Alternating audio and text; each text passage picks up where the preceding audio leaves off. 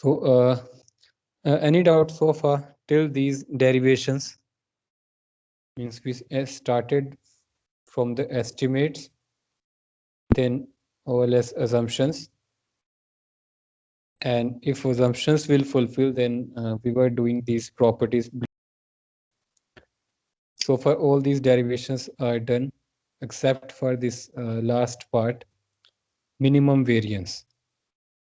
Before that, anyone any doubt in these derivations in the matrix method or in the bivariate method?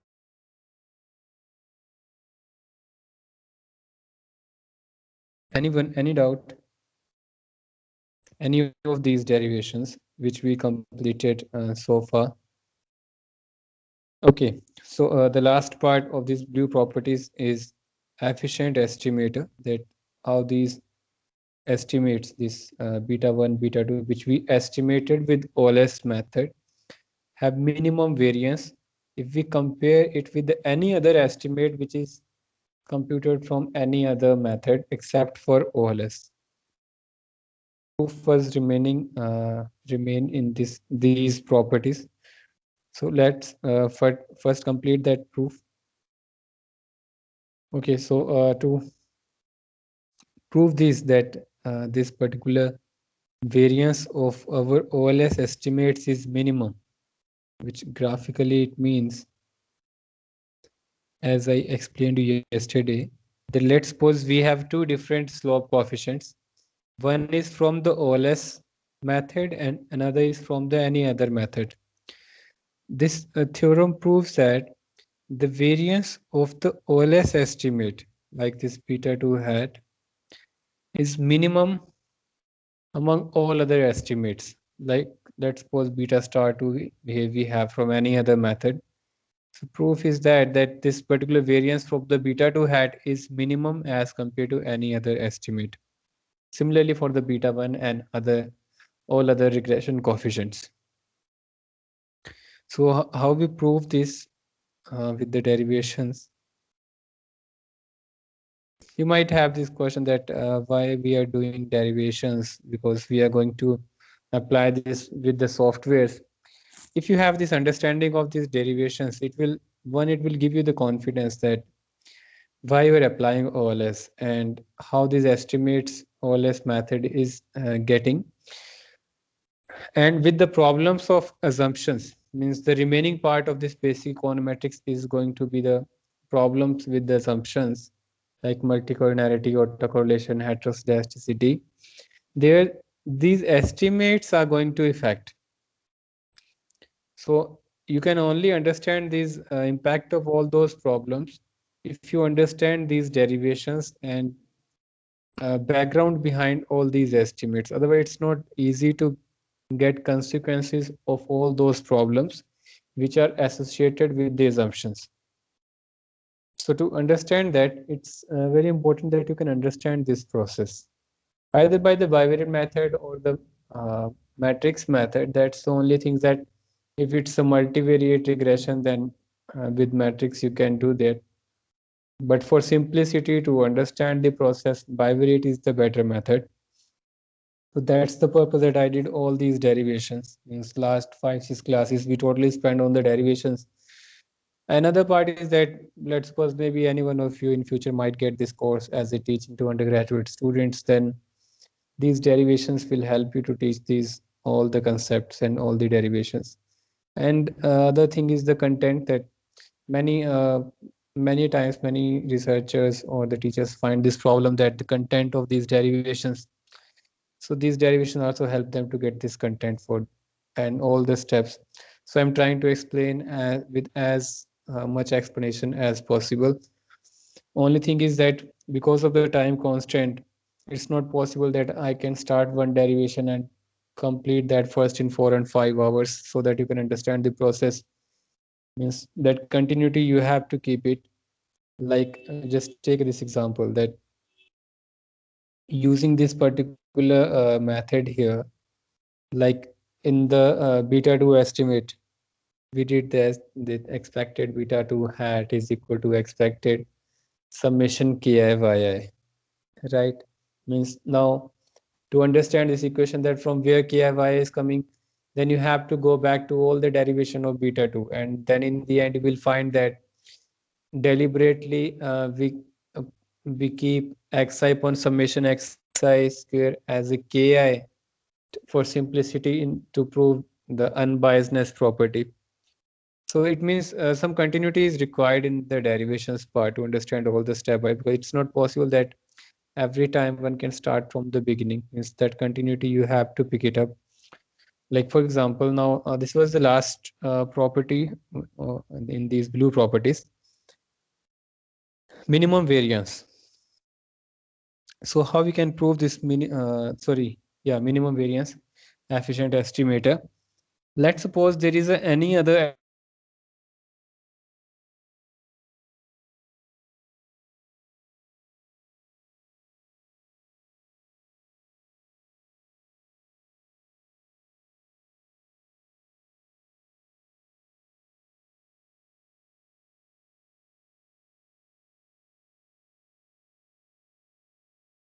2 hat maybe some connectivity problem was there. Okay, so I was telling that let's suppose there is another estimate beta 2 star from any other method which is, so we have to prove that our beta 2 hat variance is minimum as compared to any other estimate. Let's suppose in place of summation ki yi, is that's what we are taking for all the unbiased derivations. I hope you remember this equation, that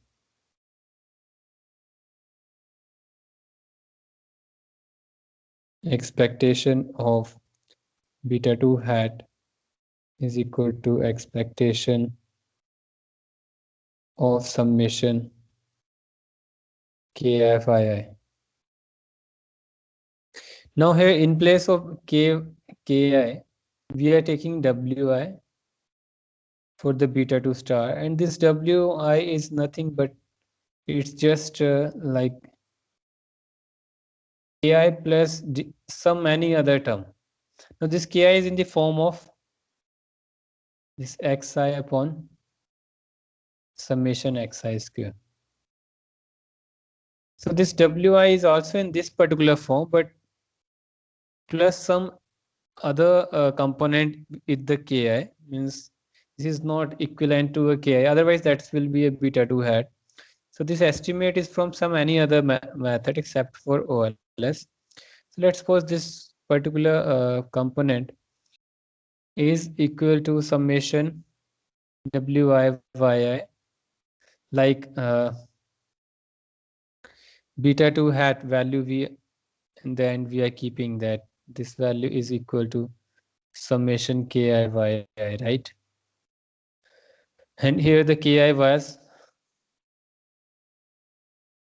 summation xi yi upon summation xi square. So this part we kept as ki in the unbiased proof for simplicity, and yi as the actual equation of the regression function. So in place of ki, now for beta 2 star, we are saying it's equal to summation wi yi, and wi is nothing but this ki plus some other component. So now we are going to first prove that this another estimator, the beta 2 star, is also an unbiased estimator. Then we have to compare its variance with the beta 2 hat variance. Any doubt so far? Means in up to here?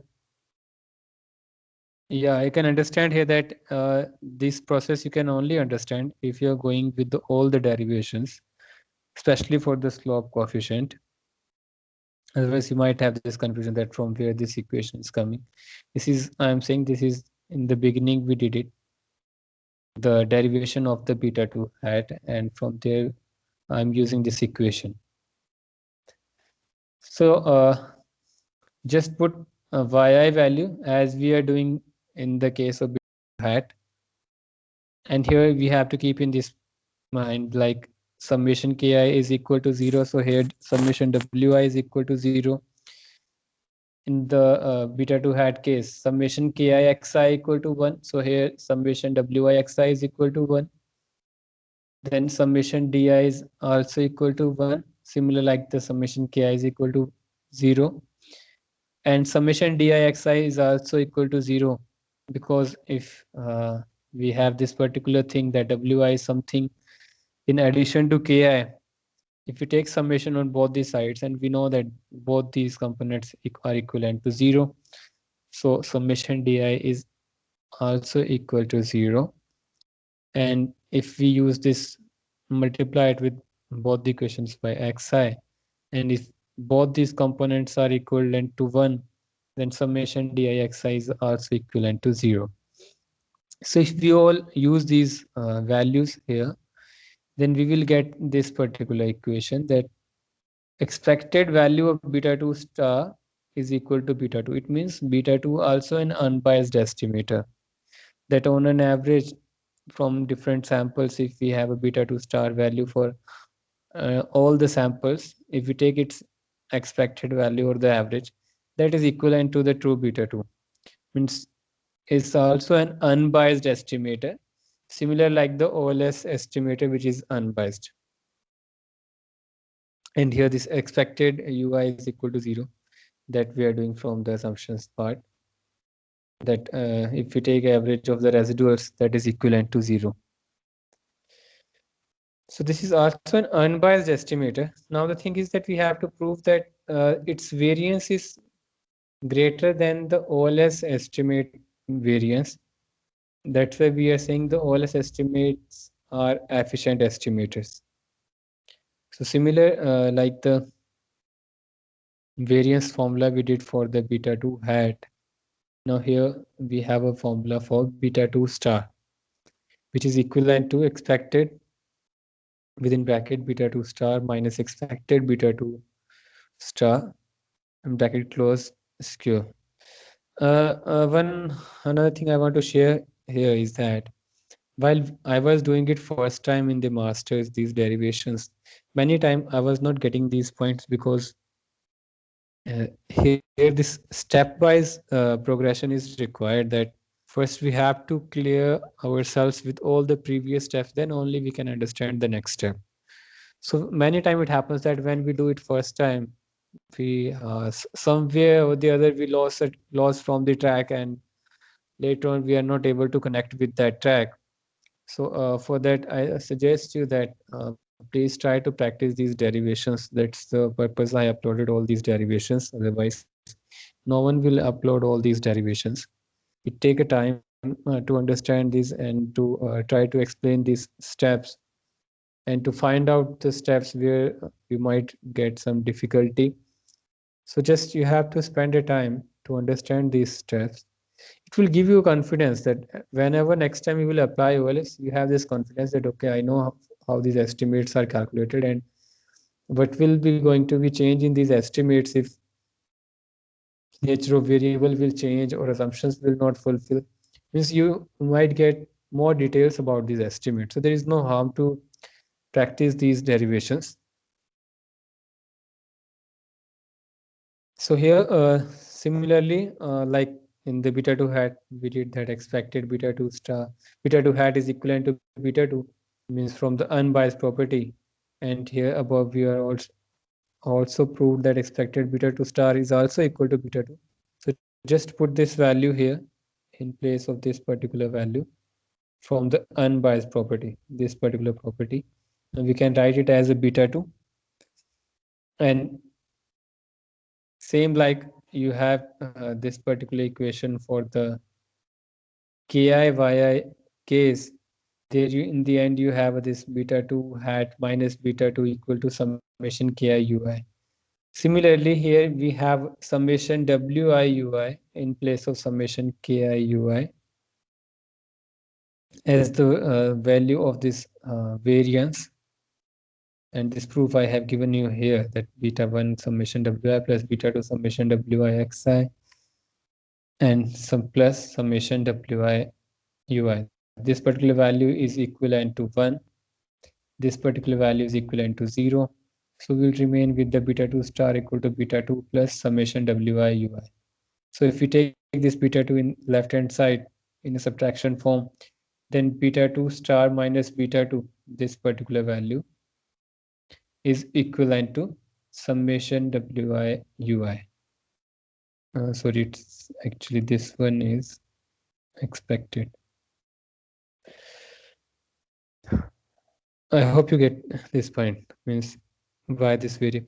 This is same like in the previous case in the beta 2 had it is summation ki ui. Now in place of that here we have a summation wi ui.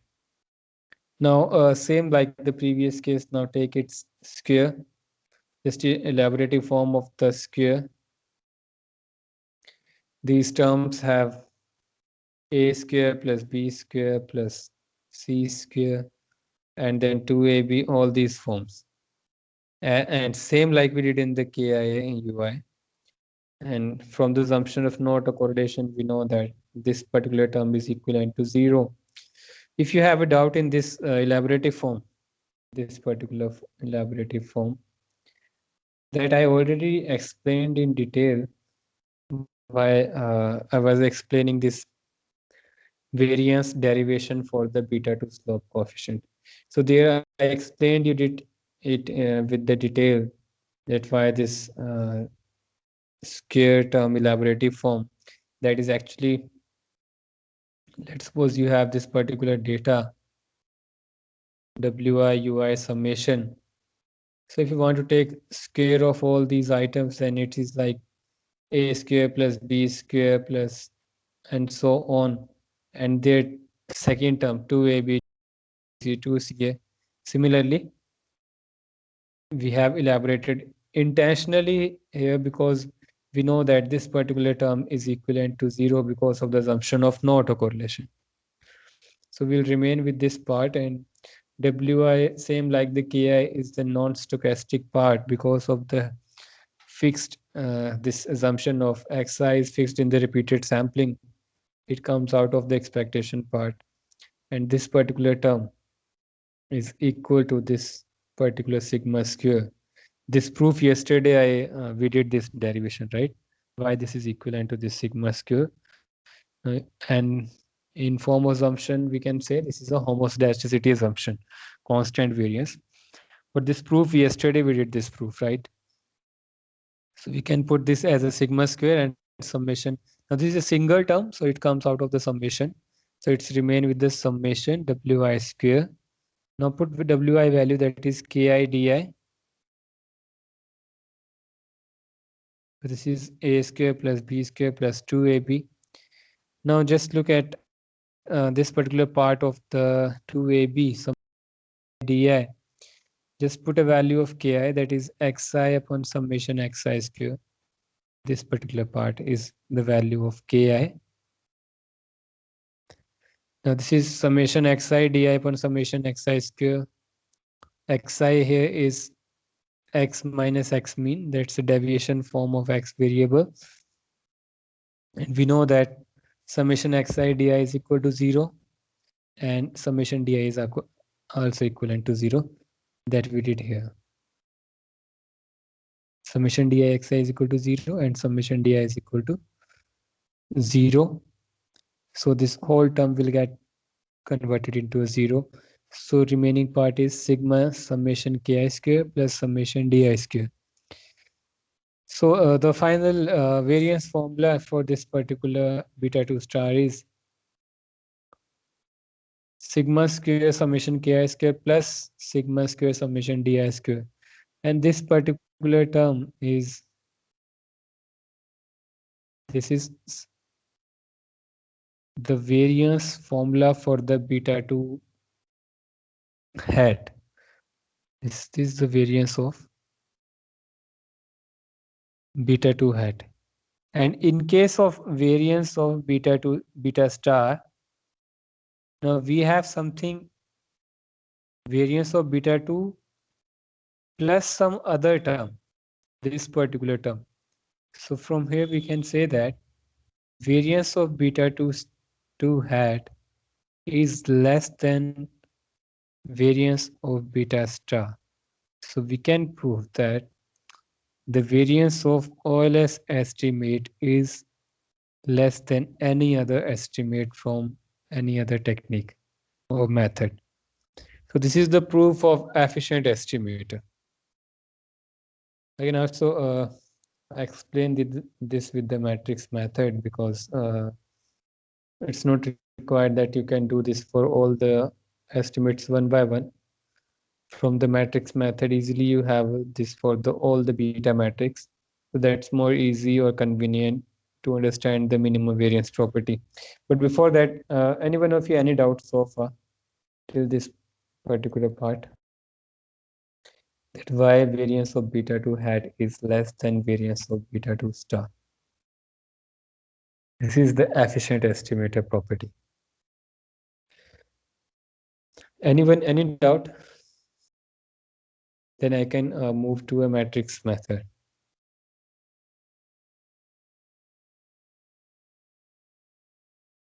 Okay, so I hope you don't have doubts so far, or you might need some time to practice these derivations.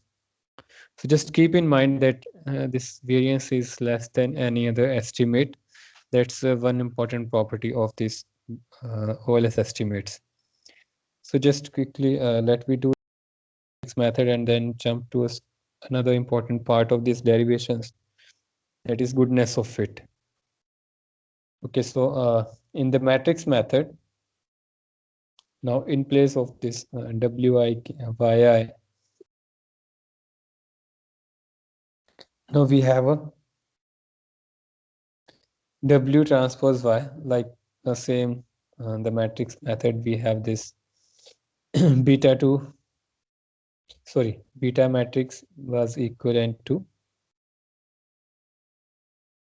k transpose yi, right? So here this wi is k transpose plus some d in some other positive component.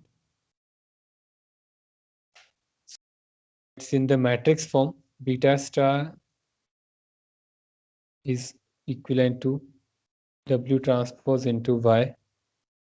Now this is the value of y, x matrix into beta matrix plus residual matrix. Just multiply these terms. Now we have to prove that this is this beta star matrix means the variance of beta star matrix is greater than the variance of beta matrix, that is the or beta matrix from the OLS estimate. So let's start it with, since beta star is another unbiased estimator that we proved in the above in case of the bivariate analysis. So again, now multiply these terms. Expected value come with the only random term, that is residual, and this is equivalent to 0, as we know that this particular term average of residual is equivalent to 0. So we'll remain with the W transpose matrix into X into beta matrix. That's the value of, now this is constant, so this is out of the expectation because this is fixed in the repeated sampling, this X variable, and W is also from the X matrix. So this whole term will be without expectation. Now the value of W transpose X is equal to identity matrix because this Wi is also a form of Ki, and that, sorry, K transpose, and this K transpose is, this particular matrix is X transpose X inverse X. And that's the form of W as well, but just with some positive component D transpose with the K transpose. So if we multiply X with it, this is A inverse into A, so that is identity matrix. So this is equivalent to identity matrix. Now W transpose is K transpose plus D transpose. So just put these values. So since this is a identity matrix and this will be identity minus identity, so D transpose X equivalent to 0. These things you have to keep in mind. So let's first complete this derivation.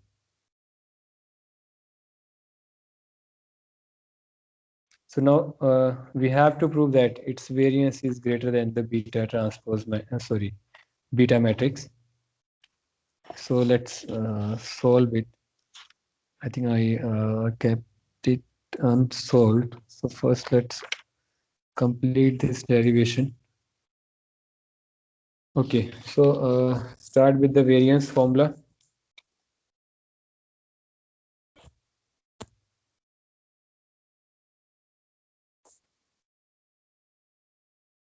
Variance covariance matrix of beta star is equal to expected. It's in the matrix form that you have to keep in mind. Beta star matrix minus expected beta star matrix square. Now from the unbiased property, we already proved that expected value of beta star is equal to beta. So we can use this value from the unbiased property. And this beta star minus beta is equivalent to W transpose U. In form of beta, here it was K transpose U matrix, but here now it's in the form of W because this estimator is its value is different from the beta matrix.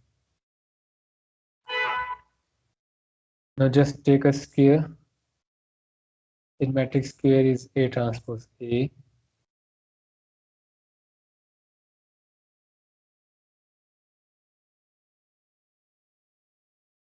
Now just multiply these terms. Open the transpose matrix. When you open the transpose A into B transpose, it is now B transpose A transpose. Now W is fixed in the repeated samplings because it comes from the X variable. So expectation will only remain with the residual part. And this residual part is square, like use UI square in the bivariate method, and which is yesterday we proved that is equivalent to sigma square identity matrix and W matrix. So we can say that the variance covariance matrix of beta star is equal to sigma square W transpose W. In case of matrix, sorry, beta matrix, you can see that this is equivalent to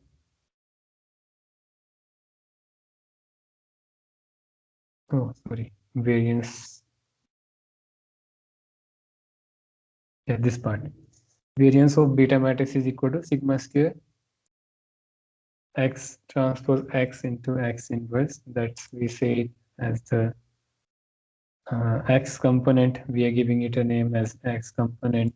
Sorry, Ki component. So here in place of that, this particular matrix is in form of W transpose into W. Any doubt so far?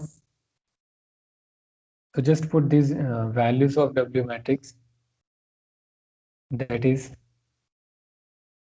just these two terms. K transpose plus D transpose and K plus D. K transpose K plus K transpose D, D transpose K plus D transpose D. Just put its value. X transpose X inverse X transpose X, X transpose X inverse plus X transpose X inverse X transpose D plus D transpose X, X transpose X inverse plus D transpose D.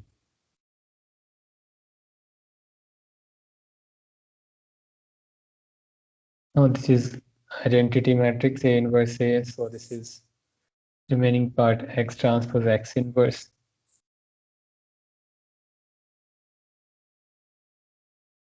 Here this term, if we can change this term in form of deliberately, we can change this term D transpose X transpose. Means if we take a transpose, it will be X transpose D. Why deliberately? Because we want to cancel it out with this particular term D transpose X,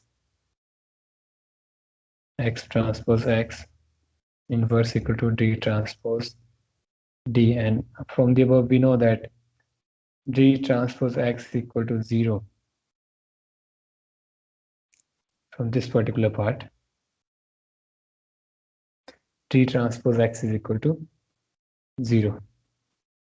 So we will remain with the X transpose X inverse plus D transpose D. So we can say that we put this value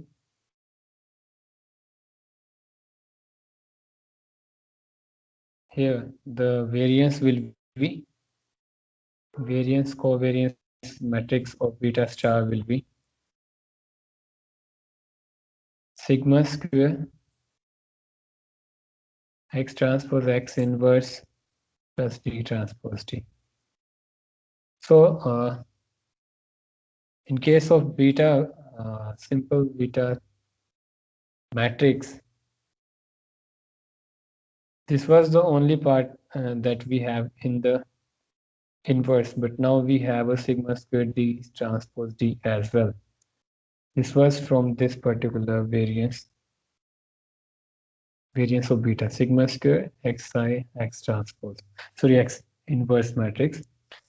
Now some additional value is here, so we can say that variance covariance of beta matrix is greater than variance covariance of beta hat.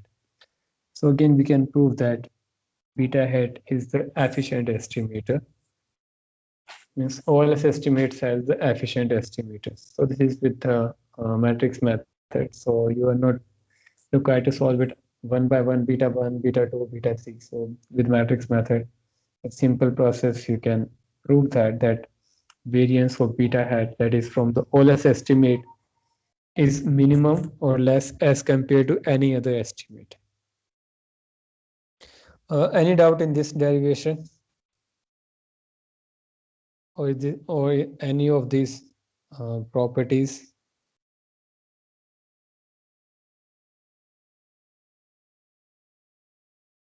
Of OLS, unbiased linearity, or the efficient estimate? Any doubt on any of these properties?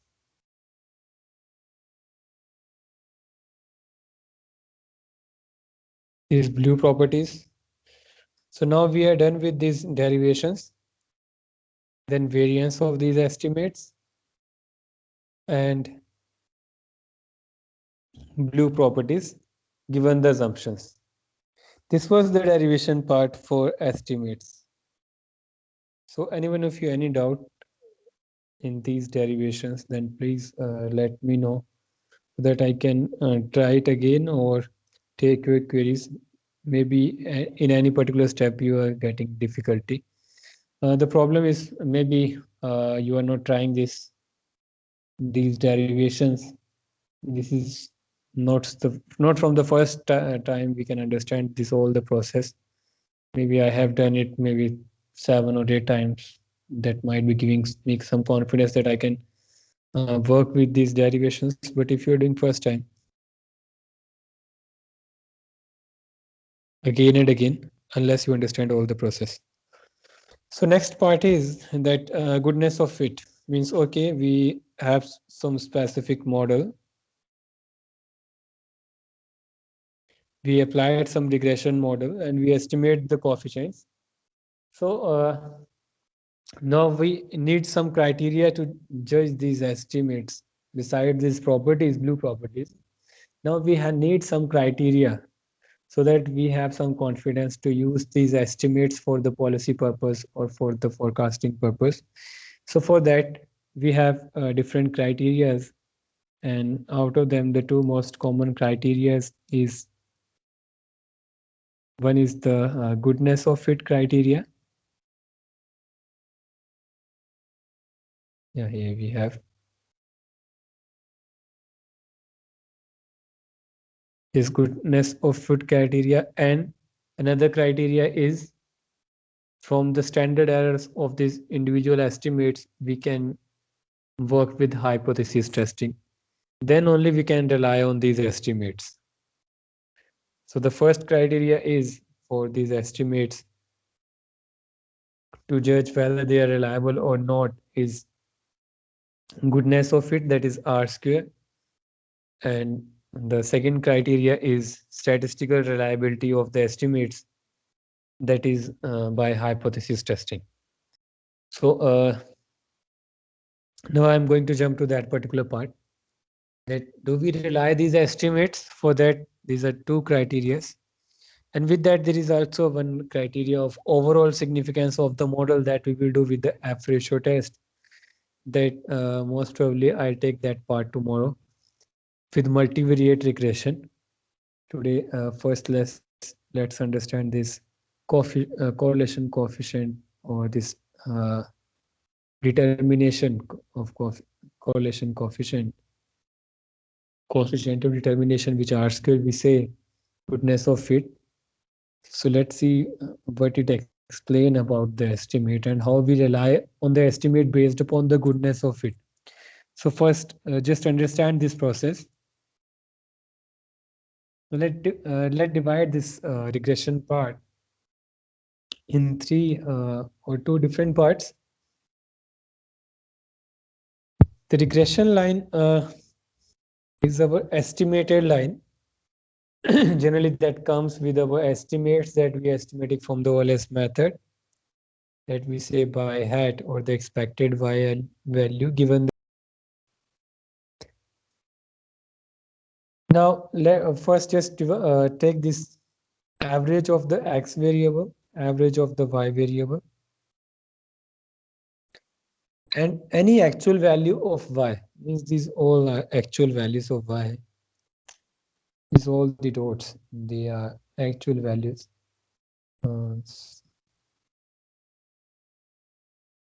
All the dots are the actual values of y. So let's suppose, okay. So the actual gap from the actual value and the y average, that is the deviation around the mean, right? Like if we have some x variable, we say the deviation is deviation of values from the mean. This is the total deviation. Out of this deviation, this part from the expected y value to the y mean is the explained part. Let's give the write it as a short yi, small yi minus y mean, and the remaining part as the residual. Means these changes are because of unknown factors, that is yi minus y hat, that is the residual. Might like Otchan is using ei for the residual, and Gujarati is using u hat for the sample residuals. So now we have these three parts: actual deviation, then deviation from the part of deviation that is explained by the regression line, that is y hat minus y mean, and unexplained part, that is because of the residual, that is yi minus y hat. So this goodness of fit is actually the ratio of explained variation, this explained variation to the unexplained. Higher this ratio is, the uh, higher the goodness of fit, which means is that this x independent variable is explaining maximum variation of this y variable. So that's the goodness of fit. So before coming back to it, let's first understand its derivation of this goodness of it. Let's divide this variation in three parts. First, in total variation, that is y hat square. Generally, we take it in square because if you take its in absolute terms, then it will be equivalent to zero. So that's why deliberately we use these variations in squared format to get rid of this summation y is equal to zero, small deviation y is equal to zero. So get rid of that. We do it in form of squared values. This is the total variation, yi minus y mean. This particular part, the total variation. If I can explain you with this graph.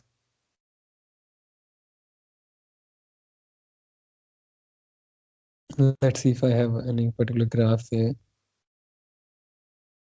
Yeah, okay. If it's visible to all of you. This all the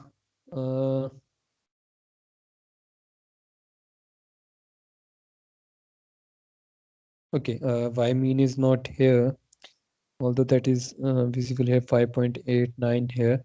Okay, let me draw this for you first, then I'll come back to this part.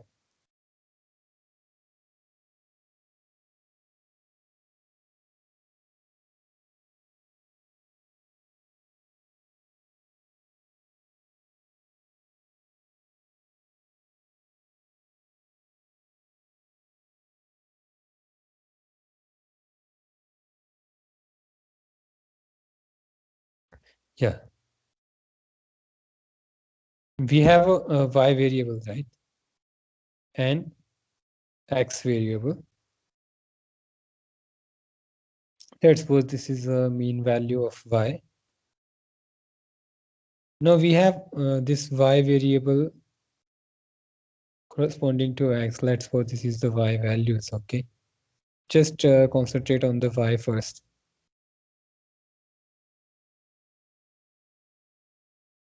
These actual values of y, these are the whole actual values of y. This value minus y mean, these values. If you take this simple deviation, then it will be summation of yi minus y mean. That is going to be zero because few of the values are downside the y mean and few are upside the y mean. So it's absolute is going to be zero there. So to get rid of it, and this is nothing but the small yi, that's a deviation form. So deliberately we going to sort out it with the squared values because absolute is going to be zero. So we say this is the total variation. This is the total variation. This part yi minus y mean, if you take its squares and summation, this is the total variation in y. That's the first part. Now out of this total variation, few of the variation is explained by the independent variable that we say regression, means this estimated y minus y mean. Now what it means, this explained variation, if you want mean a graphical form, these values, regression line minus this y hat minus y mean, this y mean. If you take it squared, these are the explained variation. Explained means the regression line is explaining this particular part. So let's again let first draw another graph to give you example.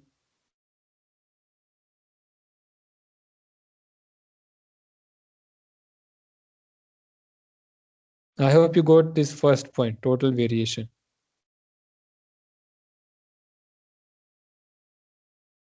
That's why it's written actual y minus y minus is the total variation. So wherever these actual values, if we take its deviation from the mean, that's the total variation.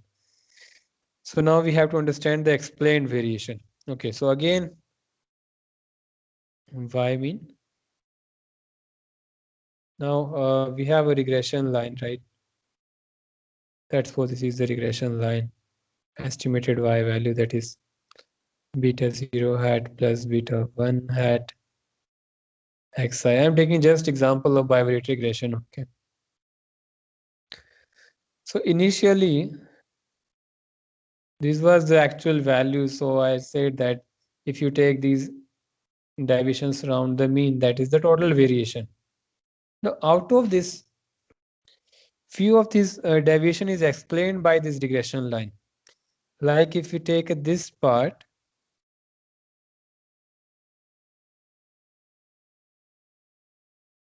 this is y hat minus y mean. Y hat minus y mean. Explained part. Similarly, if you come below the mean part, then this is this particular part. Again, this part is y hat. This is the y hat, right? Minus this is the y mean. So it might be negative, but this is the explained part. This part is the explained part. So this is the explained variation explained by the regression model, right? This part is clear. So this uh, coefficient of determination or goodness of fit is nothing but the ratio of explained variation to total variation. Means after this total variation, how much is explained by this independent variable that we say r square. Higher this ratio, it means that better the model is. So that is explained variation divided by total variation. Now in form of formula, let me solve this derivation if you want. Total variation is summation yi square, right? This is yi minus mean. Explained variation is y hat, that is, now what this y hat is, this is y hat minus y mean. Explained variation, right? And there is an unexplained variation, that is this remaining part.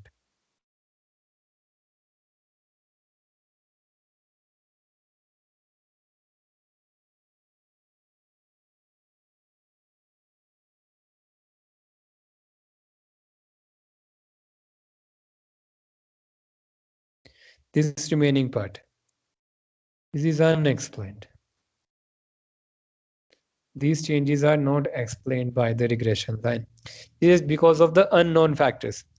So this is the unexplained variation. If you see in form of residual, this is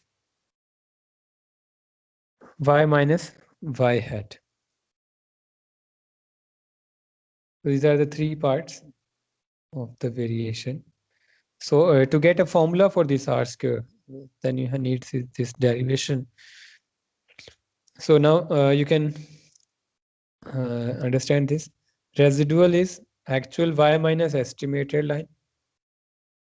The deviation, actual deviation is yi minus y mean. And this explained deviation is y hat minus y mean. So if interchange, then yi is equal to this deviation yi plus mean. Just interchange it. This y hat is equal to this deviation y hat plus mean. So the residual term is this part, that is yi, and this part, that is y hat. So this y mean will cancel out positive and negative. So remaining part is yi minus yi deviation. So this is this residual part is actual or the total deviation minus explained deviation, residual part. We can rewrite the actual deviation in form of explained part and unexplained part. Means the deviation of the observed values of y from its mean is equivalent to explained part and the unexplained part, as I explained you with the graph. I hope you got this point. So to get a derivation formula for this R square, Now you have to solve it. Summation yi square is now, from here you have to put these values, yi deviation plus residual. Just take its square, a square plus b square plus 2ab. Now just concentrate on this third part. You see, it is actually equivalent to 0. Why it's 0? I just explained this part here. This derivation I took from the Kotsianis. So if you have a Kotsianis book, you can find it. So this part is two components, yi deviation and residual. So first just take this yi deviation. This is y hat minus y mean. Now what is y hat? That is X regression line, beta 0 hat plus beta 1 hat xi. And what is y mean? This is regression line which passes through the mean. We have this property, right? So if you can put these two values here, this particular property I already explained you. Is also in the derivation part of intercept as well as in the numerical properties also I explained you after the derivation of slope coefficient. So if you put these two values here, and if you can rewrite it as, then it is like b1 hat and xi. This is a deviation form. In Gujarati, it might they start with this, the deviation form. This is the deviation form, that estimated in the estimated value in the deviation form is equal to beta 1 slope into x small xi, that is a deviation form. So if we can put these two values, the residual is yi minus y hat from this particular equation, and this y hat is equal to, in a deviation form, it is equivalent to beta 1 hat into small xi. If we take now, put these two values here, residual and y hat, just put these two values here in this summation y hat ei. So this is summation b1 hat xi multiplied by 1 minus beta 1 hat xi. Multiply these two terms. Now this particular term, just put beta 1 hat value, that is summation xi y summation, that derivation of the slope coefficient. So these two terms will be cancel out this particular term, and now this negative part cancel out as 0. So this particular term is equivalent to 0. So it means this third term will be 0. So the remaining part is total variation is equivalent to explained variation and unexplained variation. So this is the in form of numerical form. The total variation is equivalent to explained variation and unexplained variation. Now R square is explained variation upon total variation. So let's write it in the formula form, that what is the value of R square. So this is simple now. Explained variation by total variation. So if you want me to write it in form of method, so this is summation y hat square, that is explained variation upon total variation. So this is actually R square. Explained ratio of explained variation to total variation. And if we can put these values here now, beta 1 square summation xi square, value for this summation y hat square, and divide by summation y square. Now this value, I hope you got this proved here, that this summation y hat is equal to beta 1 hat xi.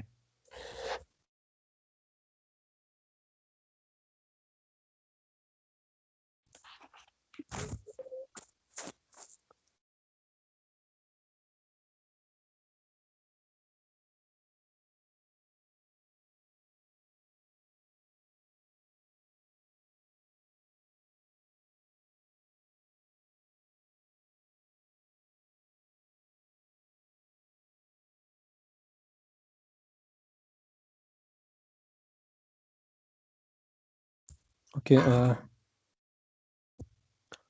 sorry for the break. Okay, so I hope you got this now, because this y hat in the deviation form is beta 1 hat xi, that I proved you here, this particular part, right? This part here we are using, I'm going to use for this upper part. So if we take its square, it's square for both the terms, and if we take its summation, then summation, but this beta 1 hat is the constant value, so it's come out of the summation. So this summation y hat square is equal to beta 1 hat square into summation x square, xi square. So this value we are using it in the numerator part. So this is the formula for R square, that is explained variation upon total variation, coefficient of determination. And if you want to change it in, put here the value of beta 1 hat. Beta 1 hat is equal to summation xi yi, that derivation we did. And if you can put this value here, beta 1 hat square.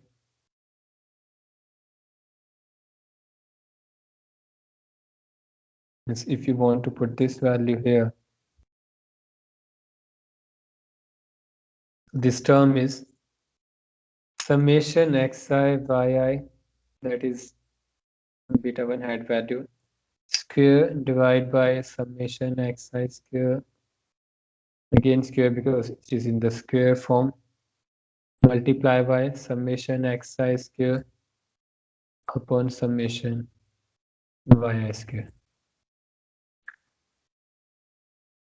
So one of the square here, it will be cancelled out, so it will be remaining with the summation xi by I square divided by summation xi square and summation by I square.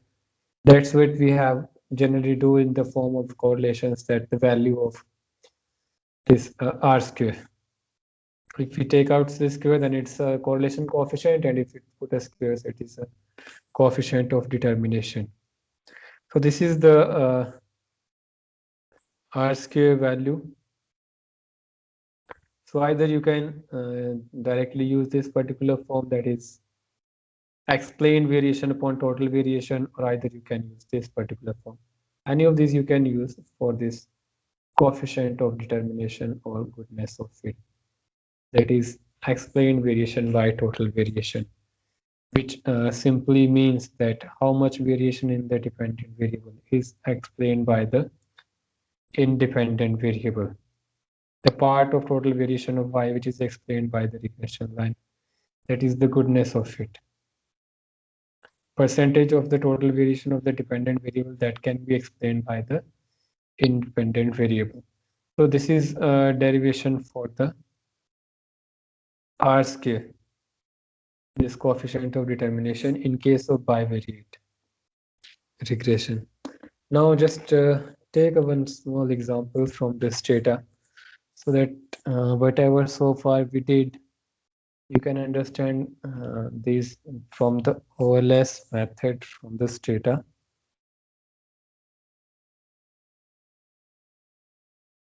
I hope now you understand this derivation.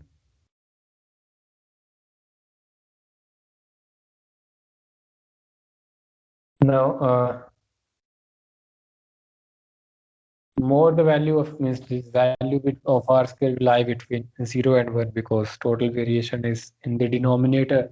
So it's not possible that explained variation will increase by from total variation. So maximum case will be 1 when we have these two cases, or maybe a 0 where this portion of explained variation is too small as compared to the total variation. Or I can give you this glimpse from the diagram. Then again, just try to understand that. Let's suppose you have these two cases.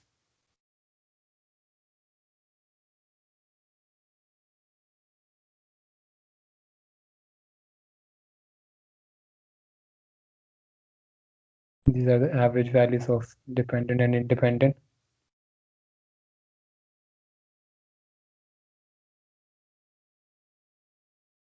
Now, let's suppose we have a regression line here. That's also numerical property that regression line passes through the averages of dependent and dependent variable, right? We did it in the beginning.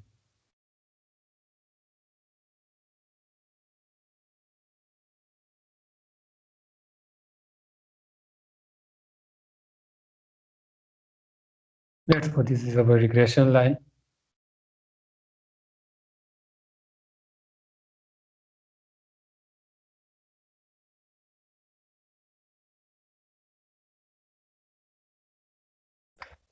Now, two cases I am taking, hypothetical cases I am taking. One is the situation when values are scattered, like this particular case, okay?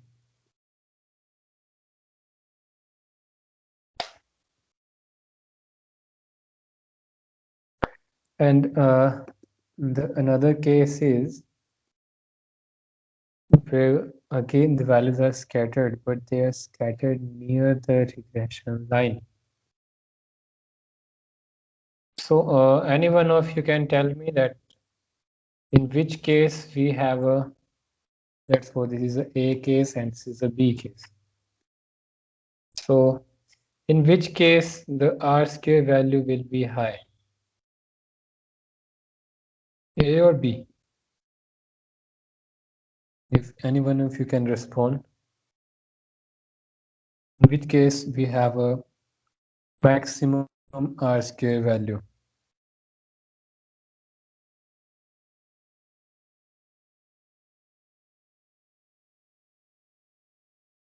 Yeah, sure, probably. This is B, and there is a reason. That's why I asked this question. Because if you compare this both the cases, then you can see that this part, the explain part, this explain part, that is actually y hat minus y mean, the explain part, and it's what is R square actually? This dash dash the total this part divide by total variation. This total variation. Total variation is actual values minus y, means around the y mean. So this, let's suppose this total variation, right? Now, in this second case, now you can see here, again, this is the explained variation, this particular part, and this remaining part is the unexplained. But in this particular case, you can see here that the ratio, that's for this is A case. In the B case, now you can see that as compared to this explained proportion in the graphical form, this denominator part comparatively less than this part, right? This total part, again, this is a total variation, but here you can see the variation comparatively less, right? If we can see these two proportions, again, there is a unexplained part, but comparatively now, the explained part, the ratio of explained to total variation is high in case of B, because now you can see here, the difference is that most of the actual values are nearby regression line in this particular part. But here, most of the actual values are not nearby regression line. That's why the R square value is low. Right? I hope you got this point. So what it means that in goodness of it, what we need is that regression line, we get regression line in such a manner that maximize or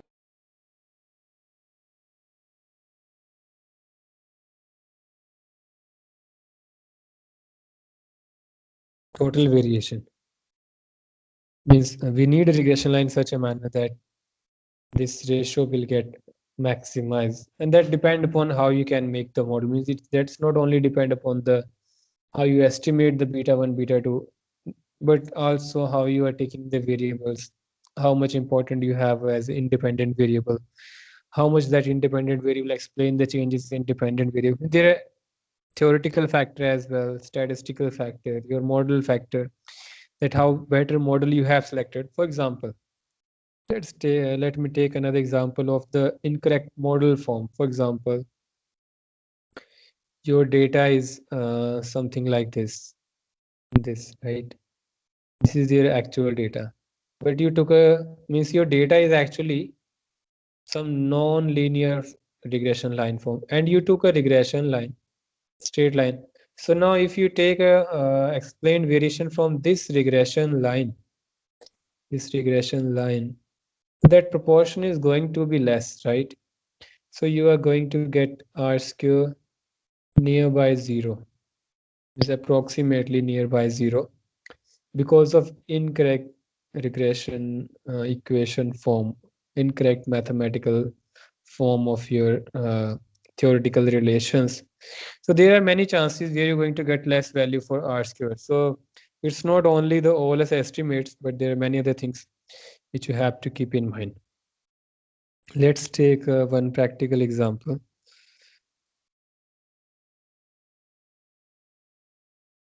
Okay, this is my scatter plot for wage and education. The data file which I shared with all of you. This is from the Woolridge, I think chapter 1 or chapter 2. So let's suppose we have this scatter plot. Now here you can see these changes, right? There's so much deviation. So from the beginning means just by simple graphical analytical tool, you can see here that the correlation coefficient is going to be less, and so the R square as well. So it means this education is not only the single factor which explain the changes in the wages. There are other factors as well. So if you put it in form of regression, then you can see the R square value is only 0.16. And if you can see this particular with the regression line, so you can have this hint here, right? The deviation is so much, so definitely this R square is going to be low. Means this education factor is not only responsible for the changes in the wages, there are other factors as well. So this education is only explaining 16% of the variation. Here the R square value is, if you see this R square value, this is 0.16. So what it means is that only 60%, 16% changes in the wages are explained by education. It means the remaining 84% variations are in the wages is due to some other factors. So now you can, from the graphical look, you can understand that why this R square value is low. I hope now you got this point, that just by simple graphical description, you can understand that you might going to get a low R square value. But this graphical, it's not possible to draw a graph for multivariate regression. So then definitely it might be, if we add another more variables, it might change. I mean, this R square might get increase. That I'll take in multivariate regression case. So I hope now up to this part, we will complete this coefficient estimates, variance derivations, all the blue properties, assumptions of the OLS method, and this goodness of it. So we will only remain with this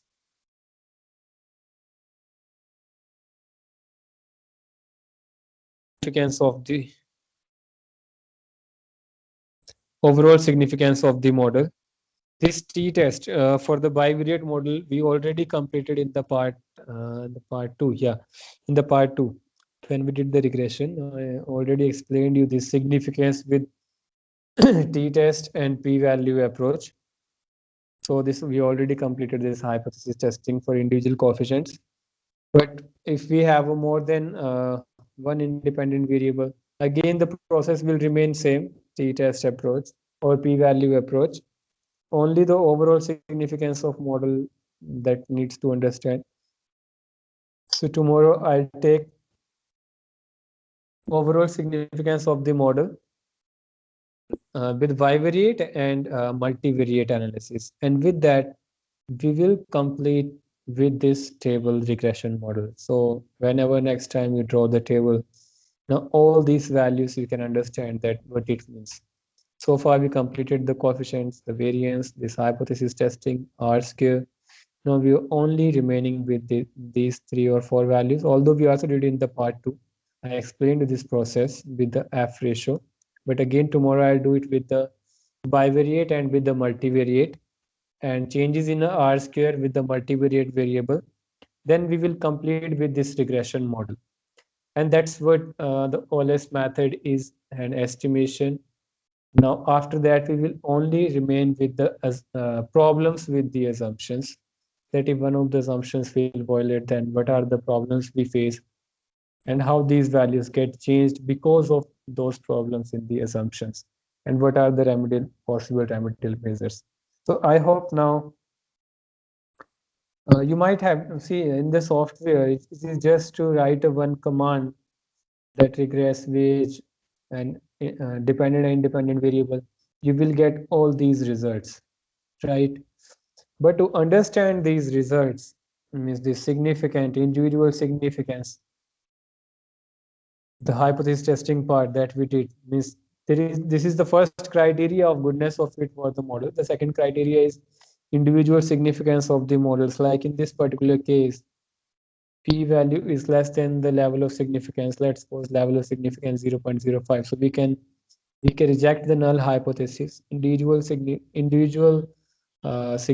The null hypothesis is that your coefficient is equivalent to 0 because you don't know the population parameter, right? So there is a trick, another trick that I already explained in the hypothesis testing in part 1 and part 2, that we compare it with the 0. 0 means there is no statistical significance for the coefficient of this particular model.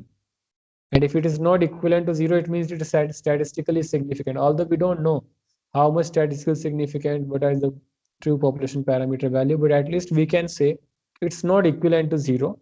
So it's statistically significant. In this intercept part, this is less than the, sorry, greater than the level of significance. So it's not statistically significant. But this individual coefficient is statistically significant. And this we did in the part 2 as well in the part 1. So if anyone of you have a doubt in this hypothesis testing for individual coefficients, just go by those lectures. We already did it 2 times. So tomorrow I'll just focus on the overall significance of the model F ratio with the multivariate and bivariate case. So now you can understand that with software, this is just 5 or 10 seconds thing. But to understand this process, we have to go through these all the derivations, this all the assumptions, these all the properties in detail, the OLS method in detail, or any other method which might be you going to use in any other scenario. Then only we can say something about these results. We can say whether they are statistically significant or not, what it means, what its interpretation is. That only comes after you can understand this process. And that's the one reason I deliberately spent this last 6 or 7 days on the derivations, because many of researchers, because these days it's software videos are everywhere in the YouTube, and you have to just click these commands, you get results, and just write 1 or 2 lines about the interpretation, it is done. But it is more than that. Means if you really want to apply the OLS or regression, then you have to go through these derivations and this theoretical understanding behind these estimates. Then only you can understand these results. Like for hypothesis, I spent 2 or 3 days. It's more than 6 hours. For these derivations, we spend more than 12 hours. For this individual, this R square, 1 or 2 hours. So totally we spend nearby 20 hours just to understand this process. And if you read these from the textbooks chapter by chapter, so this content is approximately nearby 5 or 6 chapters, so that you have to understand. So that part we did it here. And most importantly, these derivations are not easily available everywhere, or it may be available many time. I've seen that students are just cramming these derivations. That's not necessary. You have to understand this process and background behind this process, so that you can understand these results and you can comment on these results whenever you have any regression model or something you are applying.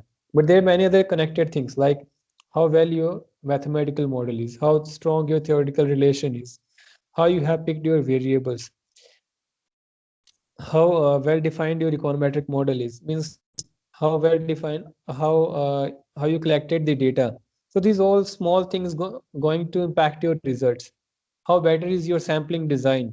Maybe in future I'll take 5 or 6 uh, different sessions on just on the samples and some examples from the field, that how you face problems in the sampling part and how that change your regression results indirectly in the later on. Is all these things you have to spend a time, you have to learn this applied, but then only you can comment on your regression result. This is not the just regression results.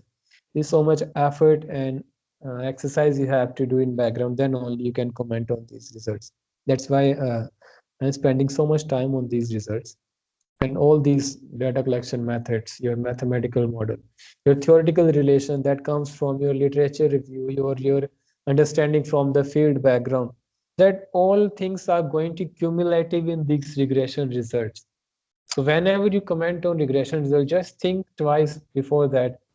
Whatever you have done in background, means if you are doing a PhD and you have some regression result, any of your chapter might be third or fourth.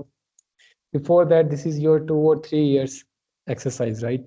From the literature view, theoretical background, then your regression model, selection of variables, data collection method, sampling design, or if it's a secondary data, your extraction part, then your hit and trial methods, then dependent independent relation of your variables, econometric models. Then in the end, you will reach to these conclusions. So it's not a shortcut for this, and I hope you avoid shortcuts and you try to understand this process. And the next part in this process is the problem with this OLS method. That's most crucial. Means if you have any of these problems and you can't apply just OLS method, then you might have to exclude this method. So for today, I think this is done. Tomorrow we will complete this part with F ratio, overall significance of the model for the bivariate and multivariate regression. And then we will start the problems of the OLS method, multicollinearity, heterostaticity, and autocorrelation. Also, I'll try to take classes on model specification. If by chance we have a shortage of time with this series, then definitely I'll start part 4 with that part. Means I'm not going to skip that part. So don't just think if by any chance because of the shortage of time it might miss in this part 3, but definitely I'll let start in the part 4. But although I try to complete in the part 3 as well. Okay, so thank you so much. I hope all of you, those who are practicing these derivations and this part, now you can understand the efforts behind this regression model and the process, means before just jumping to conclusions from the regressions. So thank you so much. I hope you practice these derivations